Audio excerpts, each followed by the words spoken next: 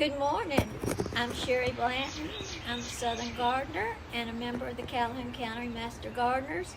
And it's a cold spring morning, but we're visiting Sherry's secret garden.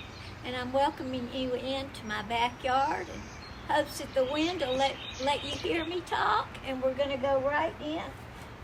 This is the first time I've used the gate. Please enter my secret garden. One of the things I really love about spring, even in early spring, is the blooming of the native azaleas. During the winter, they're deciduous and kind of bare and look a little bit like sticks, but come early spring, they start to bloom. And if I can get over here, they smell a little bit like honeysuckle, and they are just really, really beautiful. I'm hoping this week's freeze doesn't get them. We're a little bit early. We're March 31st, and they're talking about some cold coming this week, and I hope not. But this is one of them. Then we walk down here, and this one has just started to bloom. The orange one. What I love is the terrific variety in these plants, and some people call them the honeysuckle azalea, but they're the native plants, meaning they're native to Alabama. This one is just starting to bloom, and we're just going to walk around and look at what spring brings to us. The neat thing about today is that we still got some spring/autumn winter annuals. The pansies are still blooming. We've had a little bit of a cool spring, so the pansies still look good. And if you listen hard, you can hear the birds chirping in the trees, and that's an extra gift from the garden that you have the birds. So we're just going to walk up on our path. I just recently put up a fence, and so I can call this my secret garden now. But if you look over here, you'll see two of the really wonderful native azaleas that started blooming this week. The orange flame azalea and then the yellow one over there. And they're quite old. You can see how large they are, and you see that they're deciduous as opposed to the ones right behind me, which are the typical evergreens, which are not blooming yet. They're getting ready to bloom, and I'm almost glad they're not in bloom yet, because the frost that's coming this week would have gotten them. And these will bloom much later, so they usually miss the frost. We'll go on across my dry stream, which I have talked about this. We had an issue with water. So we took lemons and made lemonade and made this beautiful dry stream, which becomes a hardscape part of my garden. But if you're standing here, walk right under that beautiful archway of native azaleas. And I love this old tree. This is a hybrid Japanese maple. It doesn't have a name on it, but the shape is just beautiful. And you can see the Japanese maples are all starting to really show their personalities. This one is sort of a bronzy red. Then if you move on up, you can see that this one's more of a red. One of our spring favorites is the variegated Solomon seal. It's got the little tiny bell-shaped flower on it. Can't have spring without Solomon seal. This is a delightful Japanese maple, and I'm not sure if the camera can pick it up, but it's starting to sprout little seeds that look like little tiny Christmas bulbs. But this, I don't know if it's better to make it move or better be still. I'll just hold it still so that we can get a beautiful picture of what this looks like. This is called fairy hair. It's quite lovely. Then we have an entirely different kind of Japanese maple that's just come out.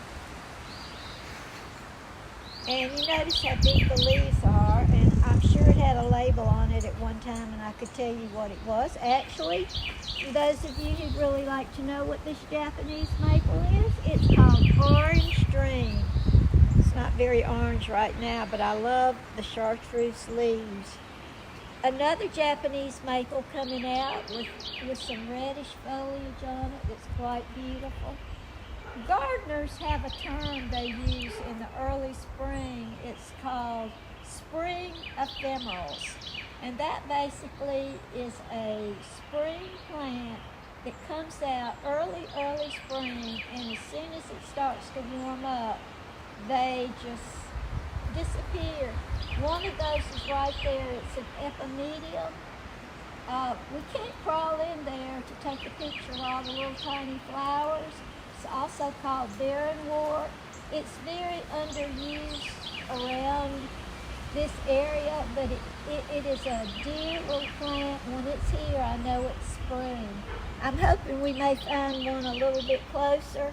Now here's an instance where a winter bloomer is holding fast into spring. These are Blanton roses.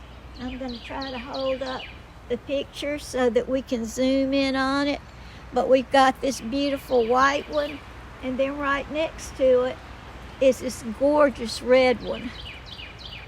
And I'm quite sure they all had names at one point, but not anymore. And I really like chartreuse in the garden. You see how beautifully the chartreuse hosta sets off against these dark green Blanton roses.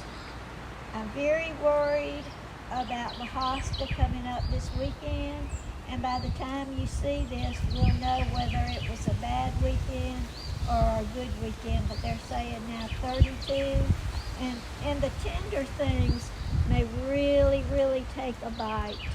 And here's yet another Japanese maple, but that's leafing out, and this cold may be very hard on this because they're very tender. Right here, we've got the autumn ferns are coming up, and they're so neat when they first start coming up. I love the interesting, that's the foliage. It's really fascinating when it starts coming up. And that will be a nice fat fern. And for those of you who were looking for a very hardy fern, autumn fern is tough to beat. It's an evergreen fern. It can get quite large, but in some places that works beautifully. And then next to it we have what we call an evergreen Solomon seal, as opposed to ones that are variegated. And I'm not sure if we could hold this up. These are some more epimediums, and I'm not sure the camera can capture them. They're so tiny and dear, but every garden needs some of these, and this is a perfect shade garden plant. And some of the things I'm going to show you are things we've talked about before, but I don't think we've ever talked about this plant. It's called a distilleum. This is my third year with this plant, and I'm loving it. It's got a beautiful shape. It looks like this 12 months of the year. I have one planted in the sun. These are in the shade. And I think this is going to be an excellent plant for the landscape. It has little tiny flowers earlier in the year, but they're insignificant. You grow it for the beautiful shape. There's another one right behind it, and another one, but it's arching. A lot of people over the years have used dwarf yopons as their guidepost in the garden when they're looking for something tough and green. And I think this is going to replace it in all of our gardens. It's a really beautiful plant. You can see that the hydrangeas have leafed out. And as we know, on a mop-head hydrangea, the flowers bloom on this new growth, and I'm afraid that it's going to get bitten, and so this may be a year without hydrangeas. I hope not. Some of the newer hydrangeas bloom on old wood and new wood, like Endless Summer and Vince Dooley, and those will rebloom, but the old-fashioned mop-heads will not. We're just going to walk up the hill. I'm a big fan of the rhodias, which stay green all year long and look like this 24/7, 12 months of the year. Also, I'm a big fan of the Carex. This is one, I believe it's called Ice Dancer. No matter what the weather, it looks just like this. Coming up the path, I've had to limb up all of my camellias, and since I'm so short, it's hard for me to see the flowers, but I don't think I can cut them down at this point in the game. They've been here a very long time. This is a tremendously neat tree that has just outgrown me. It's an Ilex latifolia. Anybody looking for a wonderful holly, this is it, and it's getting ready. It's getting ready to berry up, and you can see the little flowers getting ready to berry. But it makes such a nice, comforting garden. And this is Pan. We found this in North Carolina. It came out of a cemetery in England, and they had them at one point for all the seasons, and I think it would have been great if I could have had all the seasons, but I've just got fall. But we do love him. And this is a new little garden that I planted last year with ferns and rhodeas and Lenten roses, and I bordered it with camellias. Here's another big camellia that literally was this big when I planted it. So a lesson to everybody: when you plant, know the mature size. Because I planted way too many of things, because since they were only 3 inches high, I thought, well, I can plant as much as I want. But if you look around at the size of all of my camellias, they all started out as little babies. I'm hoping that we can find a bloom on this, because it is the most beautiful camellia in the world. This is called Sawada's Dream. And of all the camellias I've got, this is the most beautiful. It looks like it's made out of some very, very fine porcelain. And I think a man named Mr. Sawada actually bred this camellia, but I'm not sure. But Jimmy Roberts, who used to own Golden Springs Nursery and has passed on, told me that I would never be sorry if I had this camellia. And you know, he was absolutely right. This is probably the most beautiful thing in my yard. Got something neat, right?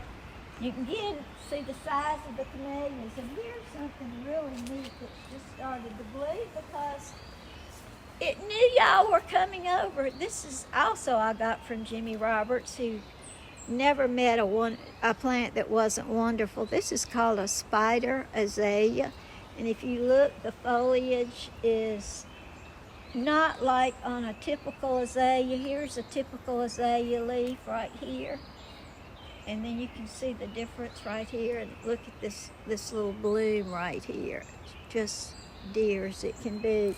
This is what everybody's planting now. It's an encore, and you can see it's just getting ready to start blooming, and I'll be looking forward to it. This is going to bloom.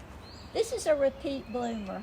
It puts on its biggest blooms in the spring, but it will repeat bloom in the fall.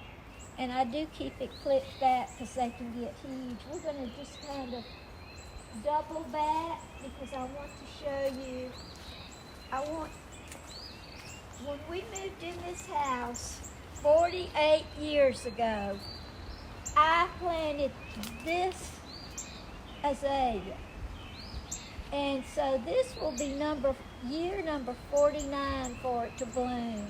And it's gotten leggy, and I've never pruned it, but I could sit in my den and see it out the window, and it almost looked like a giant puff of fire. And I don't know what the name of it is, but this is the first thing I planted when we moved in this house. When my husband came to teach at JSU in 1971, I planted this azalea. Here is another beautiful azalea. I believe this is Kissing Me, and this is your traditional indica azalea. And you can get a good shot there of how beautiful those native azaleas are. And the evergreen. We see over here yet another Japanese maple. And here is another native azalea. Maybe I can hold it still. I wish the camera had smell-o-vision because they smell a lot like honeysuckle. We're going to walk over this way. I love these. This is a spring perennial called a trillium. And this one's got a little smaller leaf on it. And the birds carry the seeds, and sometimes they appear in places that you didn't always plant them. But to me, this little green evergreen is one of the high points of the spring garden. I guess, though, it's pretty hard not to say that this is fabulous. This is another native azalea. Some people call them honeysuckle azaleas. But when I first came here, I was spending a lot of hours on the internet looking for plants, and I didn't know very much, and I bought a lot that didn't do well here, and they've all given up the ghost, except this is one. I wanted some native azaleas, and I think of all the ones I planted, this is the only one that survived, and it was huge, so we gave it a very hard haircut because I wanted to be able to see the flowers.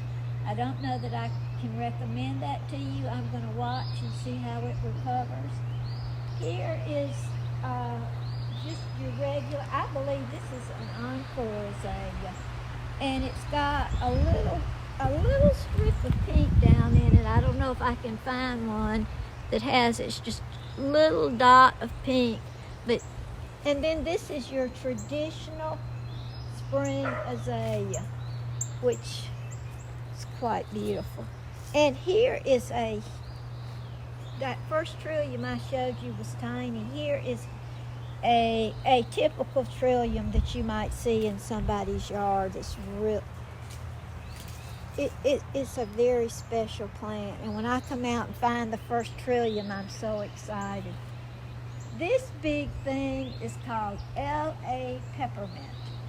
And if you can see, the flower is striped, but on occasion you get what's called a sport, and it'll go back to being solid pink. My husband and I rode to Carrollton, Georgia, and brought this home from a nursery over there, and it's been here a lot of years, and it's gotten to be quite some size, and the flower, I'm going to see if I can help us get a view of this of the flower on it. Very delicate. Folks, I love spring, but I want spring to be what spring's supposed to. We've had a lot of warm weather, and everything has just come alive, and we forget the last official frost day is April the 15th. And it can always happen, as much as we gardeners will say to each other, oh, I hope it doesn't get cold again. It can. So one of the things I'll say to you is that you could have some frost damage, and when you come out, everything looks very, very sad. But don't count anything out. Don't start pruning anything off of it. Don't start fertilizing it. Just leave it. And hopefully you may lose a flower or two this year, but it will come back. But don't start pruning just because you think it looks sick. And it's not a very good idea to cover with plastic unless you're out before dawn picking it up, because it may fry your plants. Now, there's something called frost cloth that you can get to cover things up. But as you see from the scope of my garden, there's probably not enough frost cloth at Lowe's for me to cover it up. We're just going to walk down the garden, and you can see more azaleas coming along.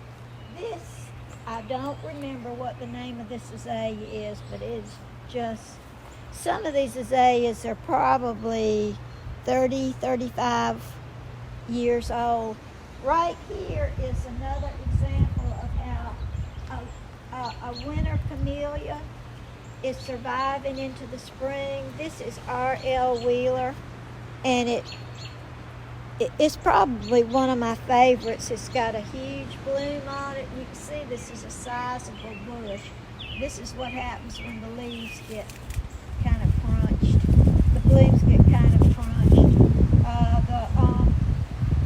Occasionally they'll get a little yellow leaf on there, but that's not really anything to worry about or anything to cause you to come out and fertilize for. But camellias have a bad habit of breaking your heart. Just when they're the most beautiful, a frost will come by and snap them all up, but usually they'll come right back, and we will have more beautiful flowers. I was looking to see, this one is finished blooming. This was called Black Magic, and it actually almost had black flowers on it, but it's pretty much stopped. The rhododendrons will be blooming in about 2 weeks. This is another really magnificent camellia. Let me see if I can find one to show you here. Here's one right here that is quite lovely. More Japanese maples. I'm walking right under one, and you can see a camellia in full bloom in the corner, and we've got a red buckeye coming up. It's got little red flowers. That's one of your native plants. There's another Japanese maple. This is called Siryu, and I bought it for $10 from a lady who raised Japanese maples. And now you can see what a wonderful sized tree it is, and look at the caliper of this tree. It's beautiful. You don't much find Japanese maples for $10 anymore. And I hope you were able to get a close-up of these beautiful leaves. Here's some more Blanton roses. And this is a really neat Japanese maple. It's called Ryerson. And you see we got it staked, but it actually is a ground cover Japanese maple. And if you left it, it will actually lay on the ground, but we've got it staked up. This Blanton roses blooming, and here are our native wildflower for the state of Alabama. All these coming up in here are oak leaf hydrangeas. And I hope everybody's hearing that wonderful bird keeping us company this morning. And we'll walk across here, and it's not blooming yet, but I want to point it out to you. This is a Satsuki azalea. It will not bloom for another month or so it always misses the last cold. But this has been here probably 30-something years, and it doesn't get to be a tall plant, but it gets to be very wide. It's almost like a ground cover. And over in the corner, you'll see Verde, another beautiful Japanese maple in bloom. But they have wonderful calipers on them, and that's how you know how old a Japanese maple is in the caliper. Over in the corner is another camellia. I'm going to see if I can find one to pick here so I can show it to you. I don't usually pick my flowers, but maybe if I hold it like this, you can get up. Be careful where you walk. It's treacherous out here. Plants everywhere. Now this is really, really neat.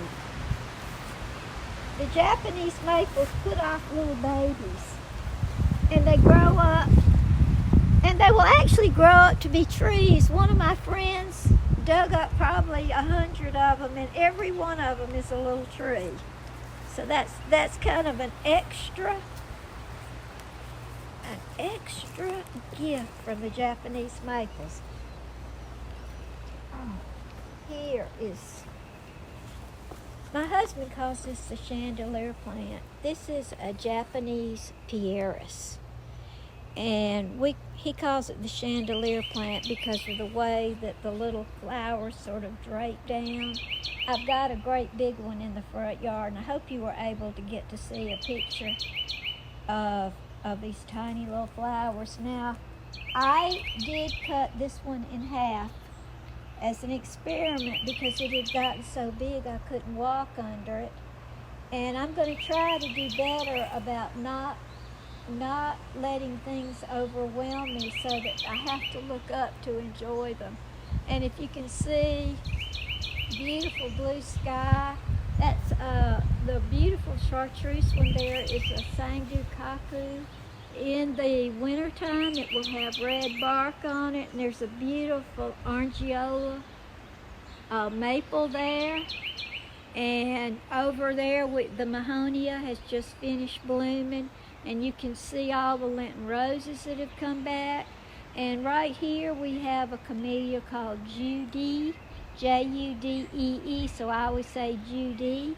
And it is a late bloomer and has got a beautiful pink flower on it. We're walking through, and this is a camellia that's finished blooming.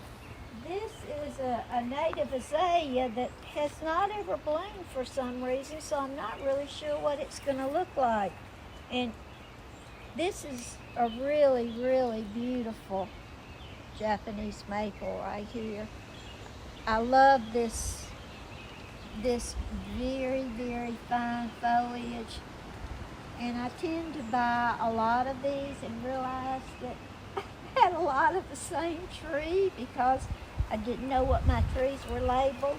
And I don't know if our shadows are going to get in the way and whether we can see the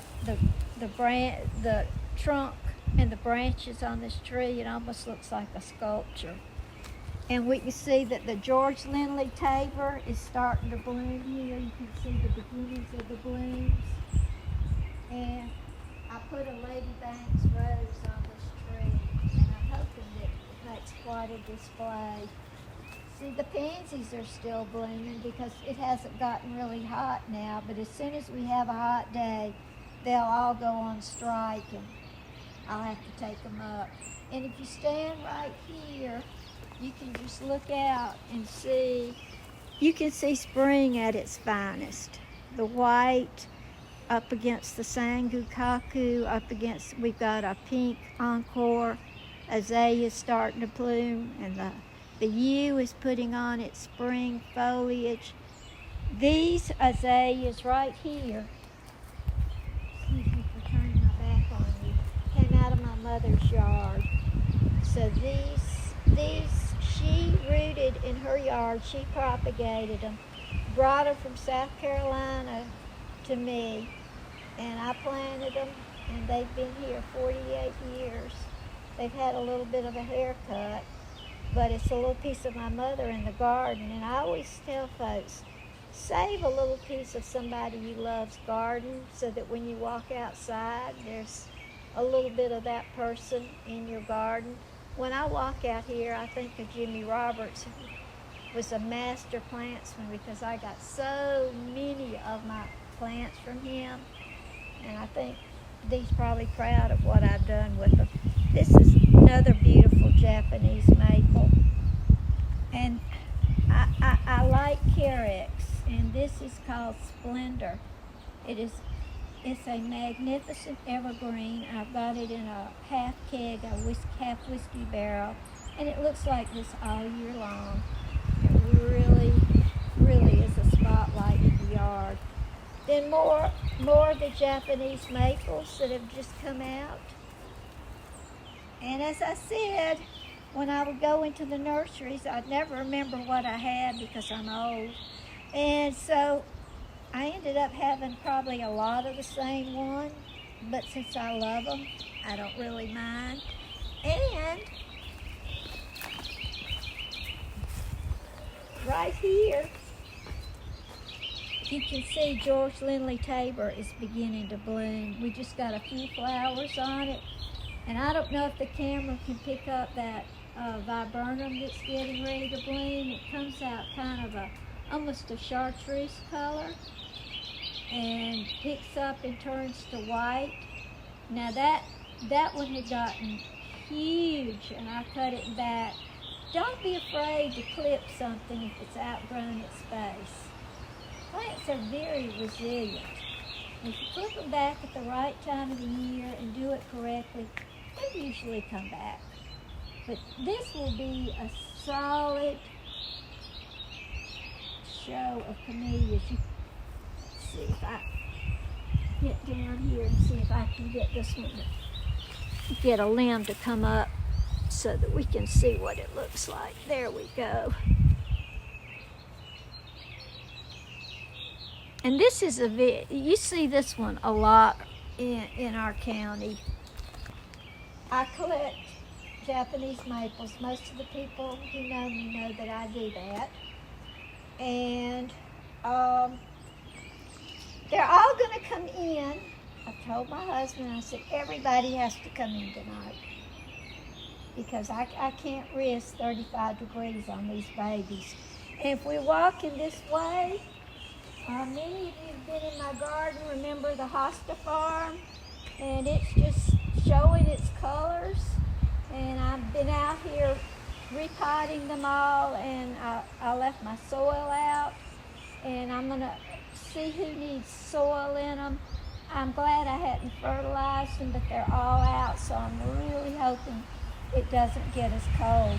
Here's a really, really neat plant. This is a fatsia, a Japanese fatsia, and it actually looks sick, but it's called spider web, and that's the effect that it's supposed to have. But it's such a neat plant, and I've run out of places to dig in the ground, so I have a lot of my stuff in pots. But when a gardener sees a plant and just has to have it, and then it goes in a pot. That viburnum is getting ready to bloom. This is going to be a beautiful fringe tree that is just a native. If you're looking for a wonderful native tree for your yard, fringe tree is a gorgeous spring bloomer. The leaves are just starting to come out. And again, more hostas. Yes, I have a thing about hostas. And these are Japanese maples that I've rooted. Excuse me, not Japanese maples. These are hydrangeas that somehow got broken, and I've rooted them and put them in here. Here is a really, really beautiful Japanese maple. This is called frosted strawberry, and it's actually what it looks like. This is Taylor's Perfection, and it's been blooming away for days and days and days. Here's one that is actually in full bloom.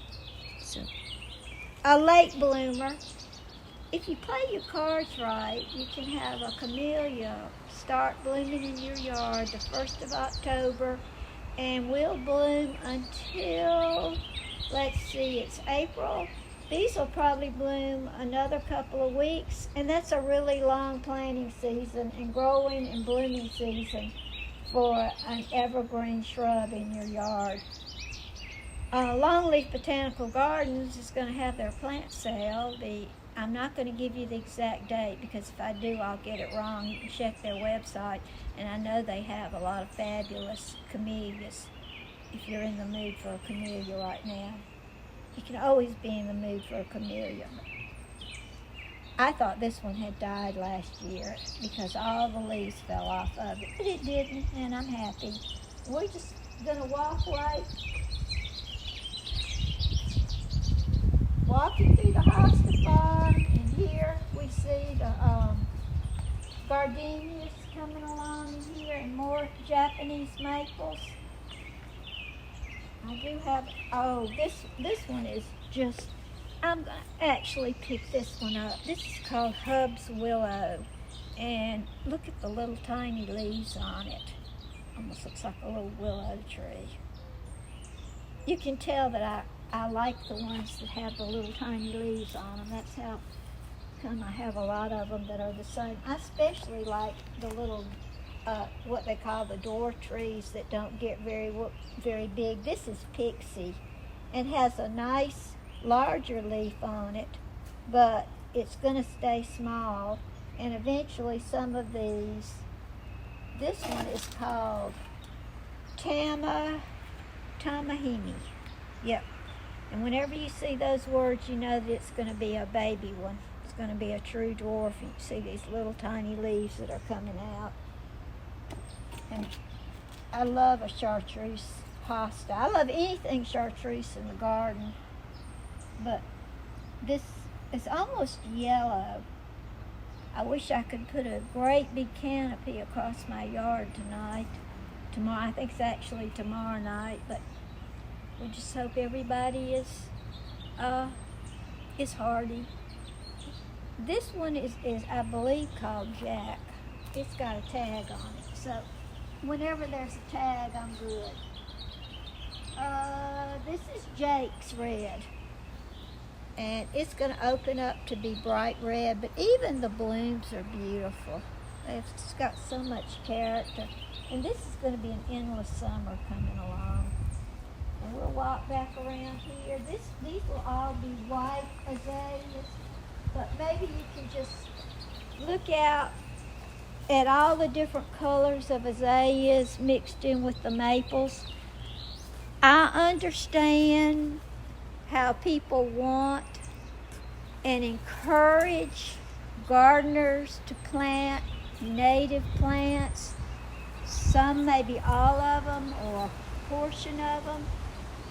I cannot imagine a garden without Japanese maples, without azaleas. We have the native, but without the evergreens, without the camellias. And we do need a mixture of native plants because the native plants grow beautifully in our conditions and provide food for our birds and our insects. But I like a happy mixture of everything. This is my Annabelle hydrangea. Annabelle hydrangeas, to every hydrangea lover, gets heads on it about this big. And it comes up and it's just gorgeous, and all these gorgeous giant heads of flowers. The first time you water it, it rains, they're all laying on the ground. Well, I have tried stakes, I have tried little fences. This year I saw this neat thing in a catalog. I don't know exactly what you would call it. Maybe it's a trellis. So I decided I would put it around the hydrangea and let it grow through the hydrangea and see if that would keep it from falling down. But even if it doesn't work, I think it is absolutely too neat for words.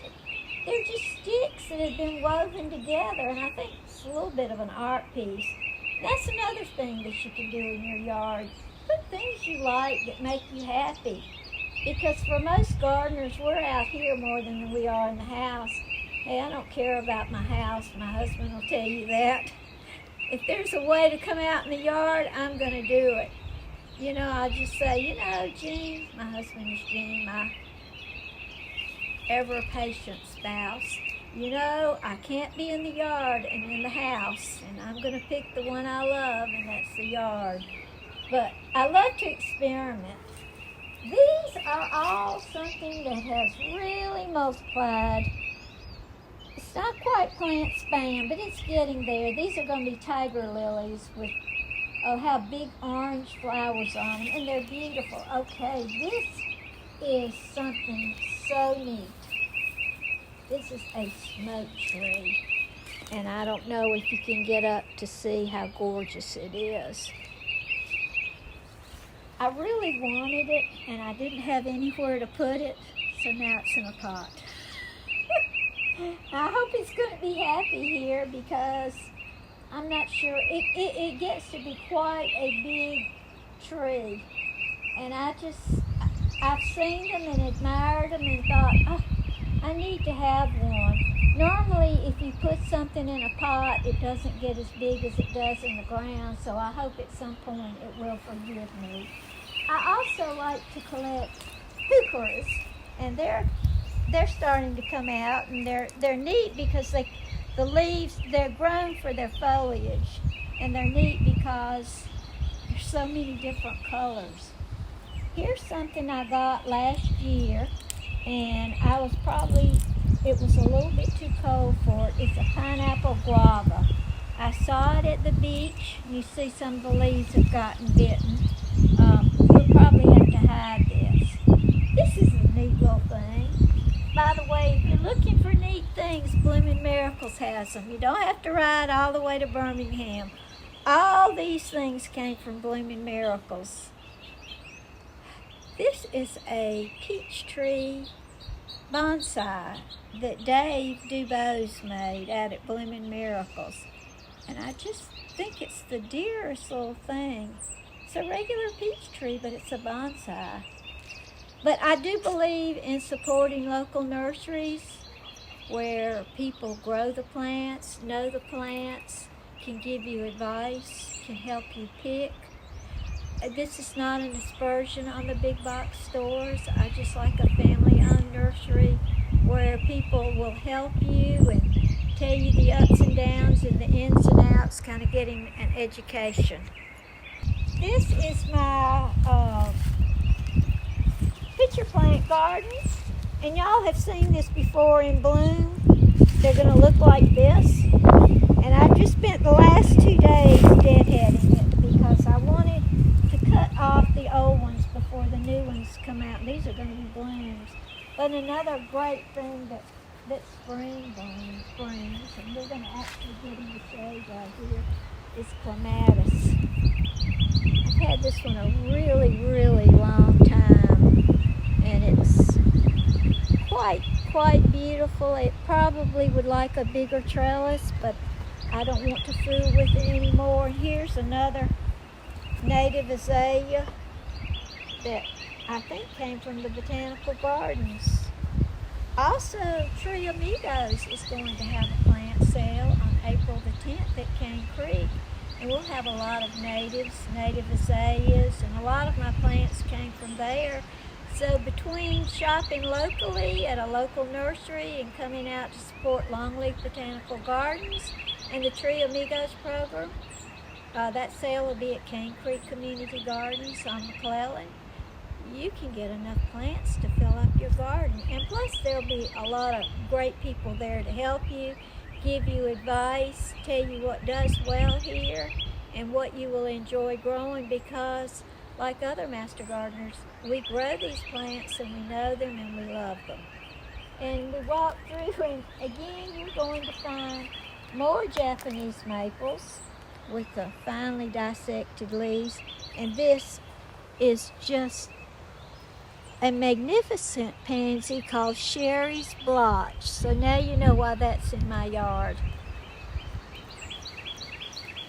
Another Japanese maple that I think is, this one is called Abby's Weeping, and I love the leaves on it, and they feel so good. It's just a beautiful plant. And we've got yet another Japanese maple that is coming up, and there is a wonderful Oshigi Japanese maple that feels wonderful. So we'll walk up, and more Japanese maples, and then I'll have to show you this little thing. I bought this in the produce department at Publix 2 years ago. Somebody's been eating the leaves, but it's very dear, and I brought it home and I put it outside. It was like a Mother's Day special or something, and it grew. This is a conifer, and it's beginning to put out little buds right there, so it's sweet. And that's another heuchera, and you see the different color leaves are almost like a painting. Oh goodness, look at this. The tulips are blooming. They're getting ready to bloom. And I can't help but say, we're here on this beautiful day in March, and 3 years ago, when I stood out here on this day in March, I looked at ruin. So I'd like to ask all of y'all who are watching to keep the people in Ohatchee and all the other places in your hearts and prayers.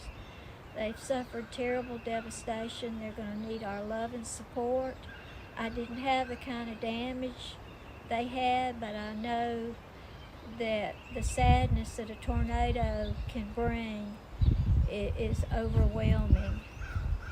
When we walk up here, and I'm not sure if the sun is going to get in our way,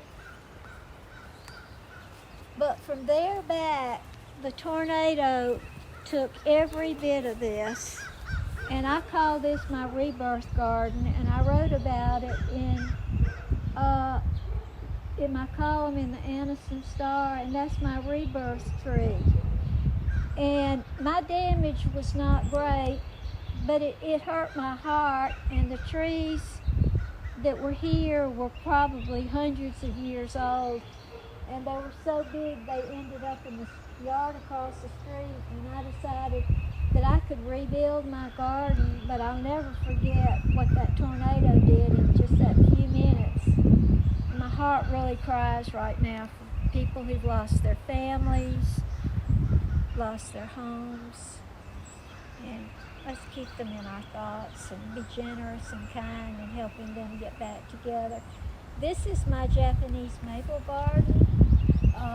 There used to be 40 or 50 azaleas out here, and I just decided I would like to take all the maples that I had that were in pots and put them all out here and start all over again.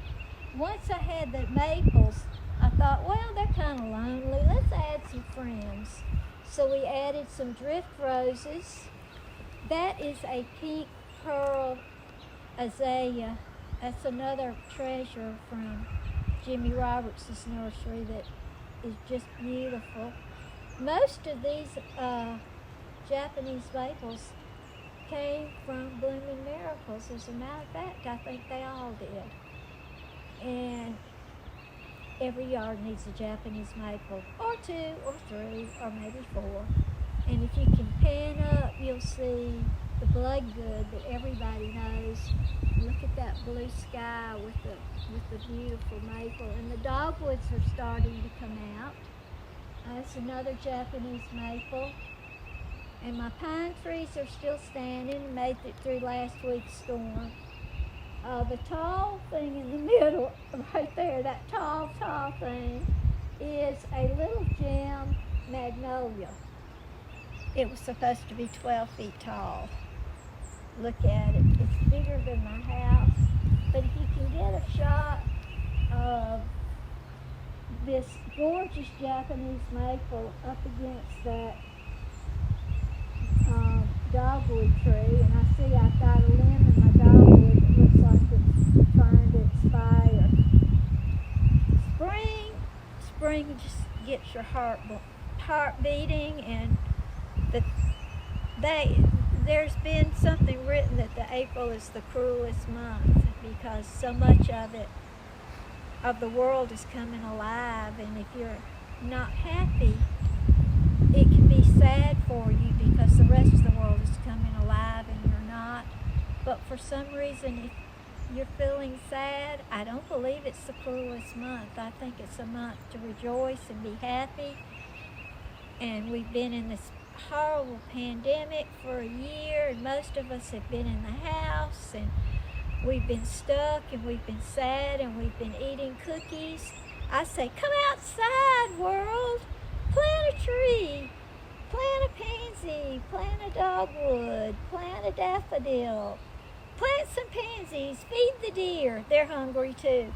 So we'll walk over here and I wanted you to see an oldie but goodie, right? You'll see just a big splotch of pink. That's coral bell azalea. And that's been in my yard a very, very, very long time. As I said, this used to be all azaleas, and I thought, let's just see what we can put our hearts and souls to and come out. Here's another azalea, and I don't know if you can catch the bud on that peony, but I decided that we needed some peonies in the garden, and I just kept planting. And this is going to be full of lilies in about 3 weeks, and full of perennials for the butterflies and the bees. And while you're planting, remember the pollinators and remember to include the things that make them happy.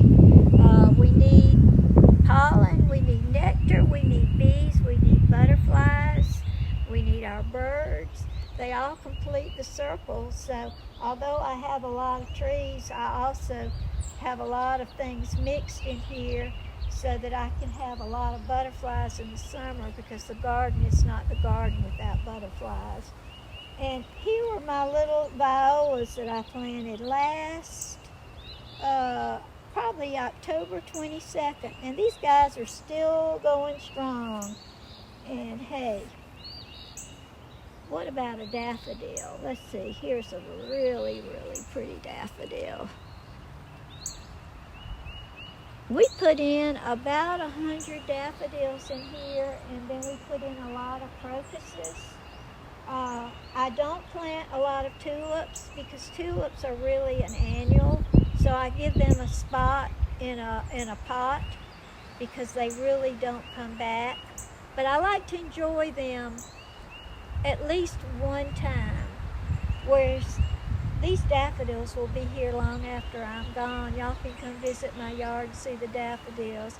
And you see how beautiful the pansy bed still is, the color bed. And over here, this is a waterfall. And I'm hoping we can get a close-up of the little blooms on it. And these will all eventually be little seed pods. They'll be like little helicopter whirlybirds. They will fly off the tree and produce more little trees. But we've actually grown, I've given trees to a lot of my friends, and they've grown trees out of the trees that were in my yard. And we don't know if they're true or whether they're hybrid, but we're waiting to have Sherry's tree. We don't know if it'll ever happen, but we're waiting for it. The chartreuse is another hooper that we talked about, all the different color leaves. And this is a true dwarf Japanese maple. And you can see we've got more ferns. I love Japanese painted ferns. Now, I will tell you that they do spread a lot, but I have populated a lot of people's yards with Japanese painted ferns, so it's the gift that keeps on giving. I think they're beautiful. They do spread, but hey, everybody's got a friend who'd like to have another fern in their yard, and the colors are beautiful. This is a magnificent Japanese maple, and you can see the gorgeous trunk on it and the limbs, and you can tell by the size how long it's been in my yard. And we'll walk over here and see what else is growing in Sherry's secret garden, although this is not really very secret. You see, I had a large patch of Blanton roses, which will reseed, and I can populate a lot of gardens with Blanton roses, and I have. And there, my violas are still growing strong. More Japanese maples. You can have them everywhere. And the thing that I'm the most proudest of is right there in that little box. I have a bluebird family. And that's one of the gifts from the garden that we didn't plant, but we made our garden a place where they can feel loved and wanted, where there are not a lot of chemicals, and there's water and a clean place to raise their little ones. And I'm looking forward to hearing the chirping. Here's the last thing.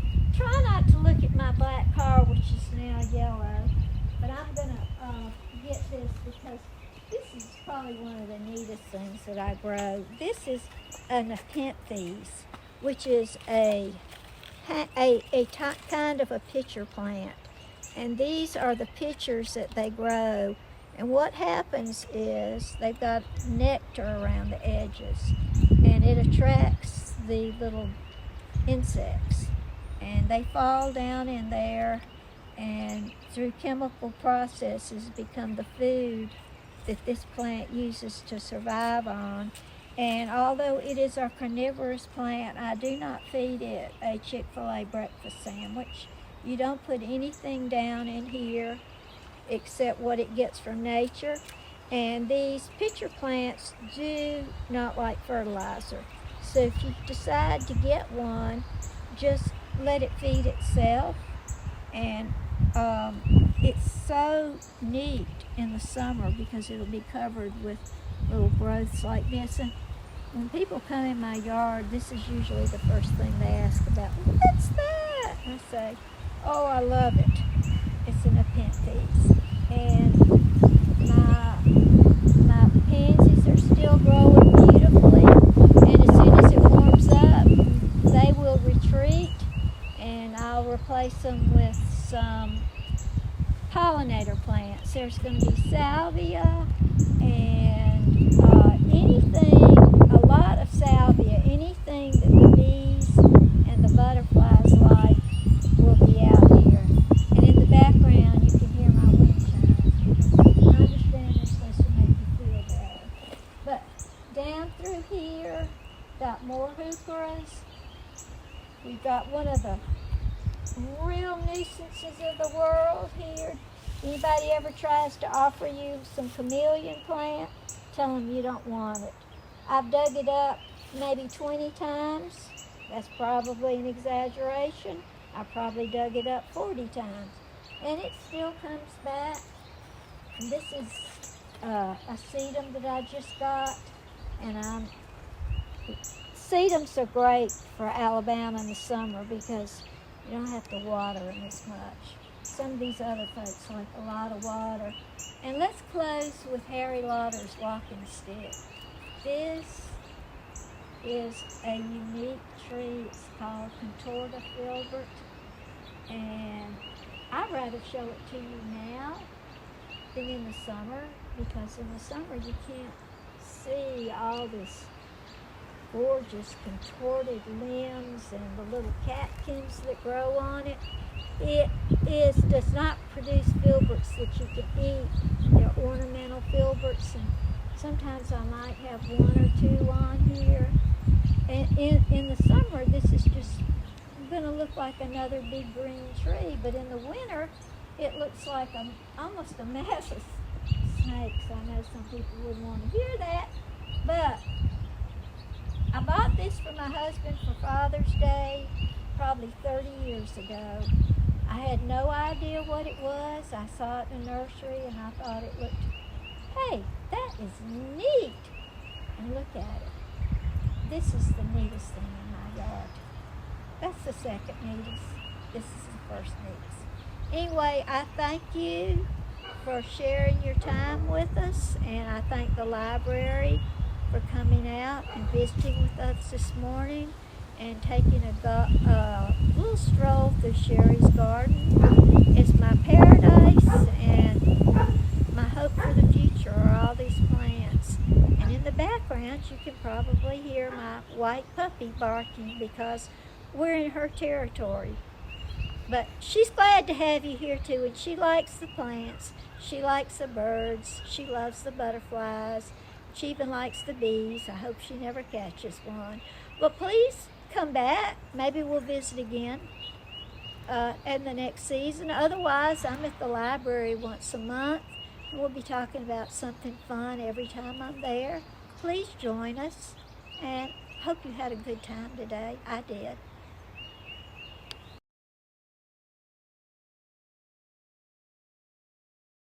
We're going to be talking about Anniston's early buildings, their architecture, what was in the stores. Years and years ago, I got interested in the history of Temple Bethel, where I'm a member.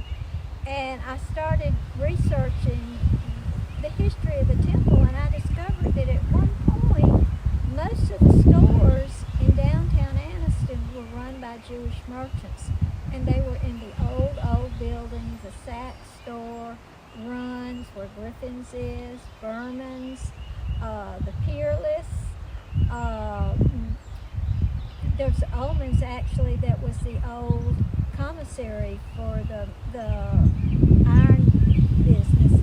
And I started looking at all these businesses and went up, and T. Morgan, bless her heart, she was so wonderful today. She was working with the Russell Brothers pictures, and she helped me find all these old fabulous pictures of Noble Street and all these stores and what the streets look like. We got pictures of oxen headed down Noble Street. You always wondered why we had bumps there.